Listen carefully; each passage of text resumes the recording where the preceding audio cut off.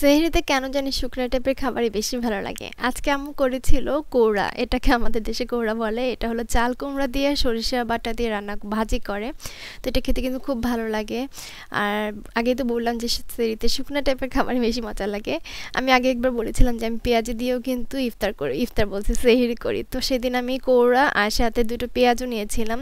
এটা দিয়ে আমার আজকে সেহরি হয়ে যাবে আর খুবই শান্তি লাগে। এই কোড়াটা তো অনেক মজা, আমার কাছে খুব ভালো লাগে যেহেতু সর্ষে দিয়ে ভাজি করেছে। আর আমার সর্ষের যে কোনো খাবার কেন খুব বেশি ভালো লাগে। তো আমি মাঝে একটু পেঁয়াজুটাও নিয়েছিলাম। আজকের পেঁয়াজুটা একটু মজা বেশি হয়েছিল আর মচমচে ছিল অনেকক্ষণ।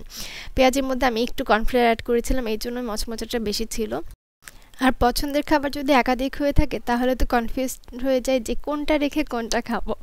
তাই একবার এটা দিয়ে খাচ্ছিলাম আর একবার ওটা দিয়ে খাচ্ছিলাম, জানি না আমার মধ্যে কি এমন পাজেল হয়ে যায় নাকি খাওয়ার সময়। এই জন্য আমার কাছে সবচেয়ে ভালো লাগে ওয়ান ডিশ।